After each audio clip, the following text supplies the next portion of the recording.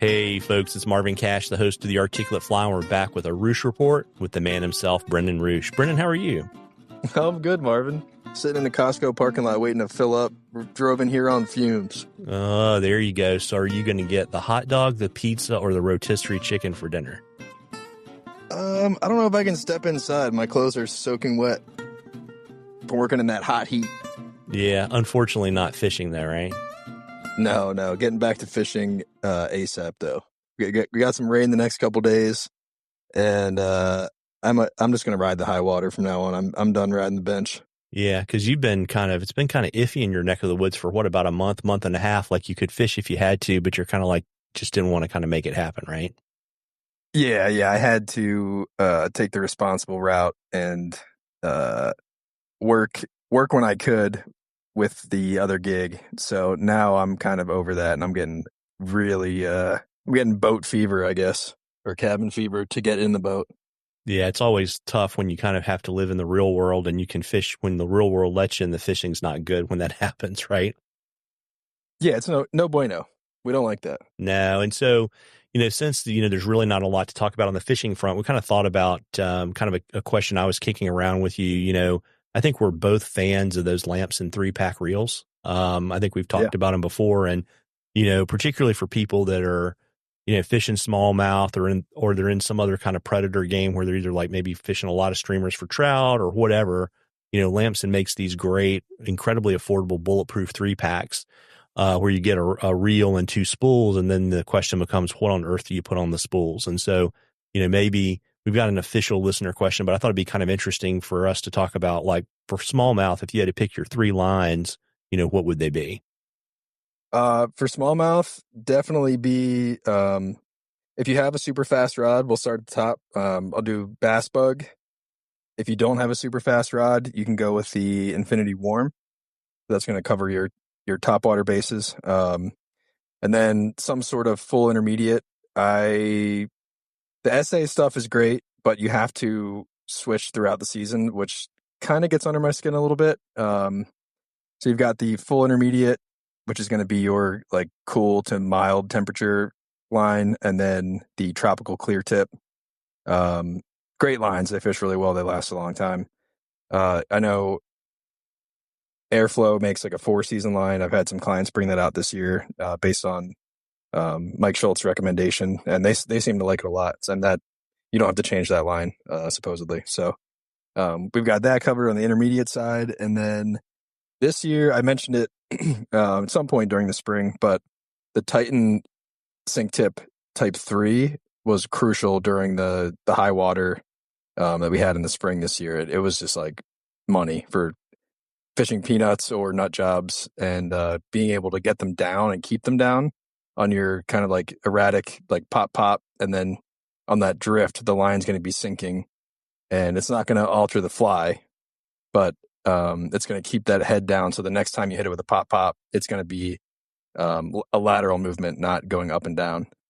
Yeah, and so why don't we do this? Why don't we go all the way back to the beginning with the floaters, and we'll work through them and talk about the selection, because I want to kind of give people a little bit of detail.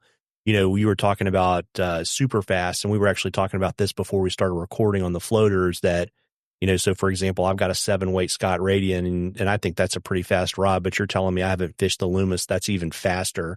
And so really what you're doing is you're, trying to take advantage. I think, some of those lines are 2 line weights heavy versus 1 lightweight heavy. And that's really the adjustment you're making there, right?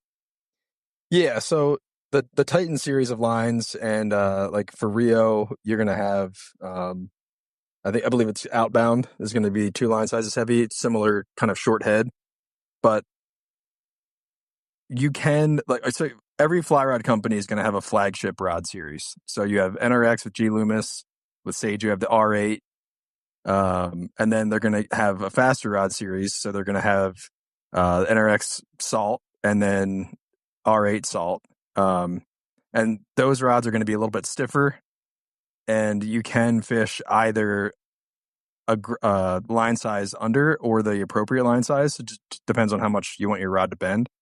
And then you have the streamer specific rod designs. So you have like the NRX Swimfly, which I've really become a fan of, and you're not gonna get your typical like slow, smooth casting stroke with that, or at least I don't seem to. But I really enjoy being able to toss those like air resistant, water absorbing flies like a leggy boy, and there's some weight in there too.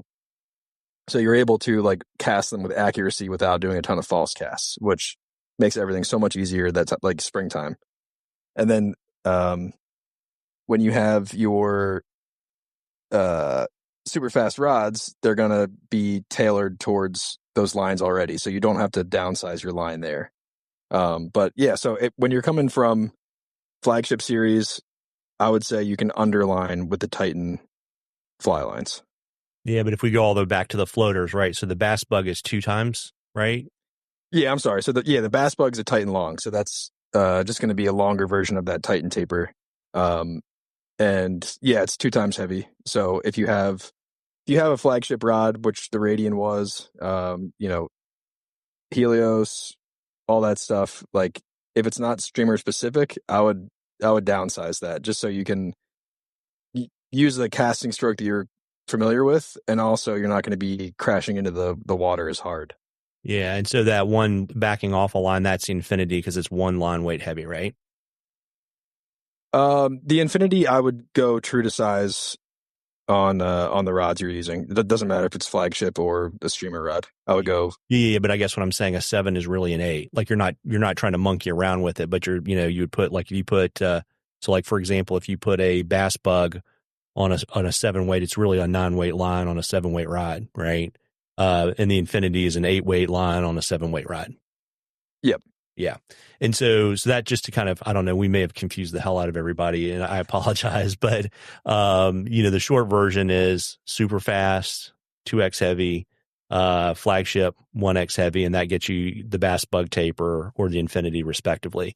Then we get to the intermediate lines and you talk about changing, and are you changing for depth or are you changing to adjust for the fact that when things get hot, fly lines can get soupy? Yeah, it's to avoid having sticky lines in the boat. That full intermediate just doesn't want to shoot as much, and I always change them out. So I'm not familiar with this, but I would imagine a soft line is going to get tangled more often at your feet. Yeah, and then the flip side of that is, when it gets cold, those lines get stiff. The tropical lines get stiff and they don't shoot, so that's why you have to change, right? Yes. Yeah. Yep. Yeah. So that's that, and then we get to the Titan 3, right? And is that the I-35 or is that a different line? No, so that line I believe is like a 10 or 12 foot sink tip, and that is going to be a cold to mild line. I don't fish that in the summer just because of flows typically. I'm sure, I go out this week, I'm going to be fishing the I-35 just because of clarity. But yeah, so that line is going to be a lot like the Titan Full Intermediate in that it's not going to be the best in super warm temperatures. Got you. But the benefit, right? The great thing about these new SA lines is that you don't have that hinge, right? To your point, what we were talking about is the fly stays in the zone because the line is kind of, sinks almost level to the bottom, parallel.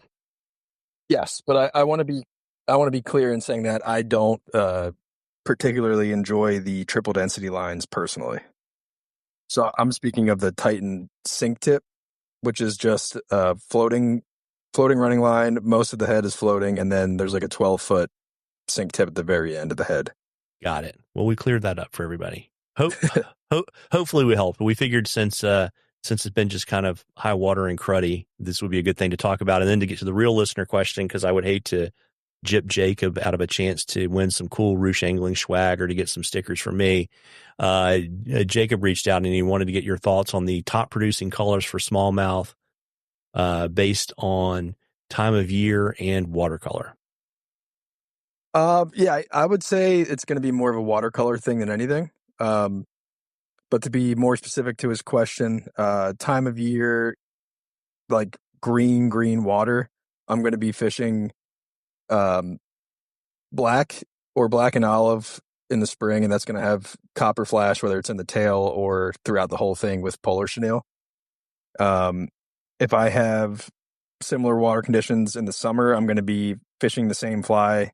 And if I have to size down, I'll size down, but I'll start with that, standard high green water size, which is going to be like 5 inches. And then when we get to a little bit clearer water, this is going to be for the spring, summer, fall. I'm fishing a little bit more natural. So could be white and ginger, cream and ginger, white or cream with gray. And then you want to have some with pearl, silver flash, and then some without any flash at all. Because some days the fish really seem to key in on flash, and some days they seem to shy away from it. Well, there you go. And, folks, we love questions on the articulate fly. You can email me or DM me on social media, whatever is easiest for you. And if we use your question, I will send you some articulate fly swag. And as I've been saying recently, that generally is going to include a few butcher shop stickers too. And then when you're drawing for some cool stuff from Brendan at the end of the season, and Brendan, before I let you go, I know you're kind of, fishing is a little bit funky until we get back into the fall. So we're actually going to start putting these out once a month through the end of the year. And then we'll kind of start the next year and kind of get back in the normal. Like when Brendan's really busy on the water, we'll do them twice a month. And when it's a little bit slower, we'll do them once a month. But why don't you let folks know kind of what you have available, where to reach out, where your adoring fans can find you on Logjam and all that kind of good stuff. Yeah, if you want to hang out, and I don't really know how to describe Logjam Live if you're not familiar with it, but it's I don't know, it basically we have friends on there hanging out, tying flies, and hopefully the jokes aren't too inside baseball, but yeah, usually it's a fun hang. You got a few watchers, and then we'll post when we have a more legitimate episode coming out. So we did one with Russ Madden back over the wintertime, and that was pretty good. But yeah, so that's Logjam Fishing Company on Instagram.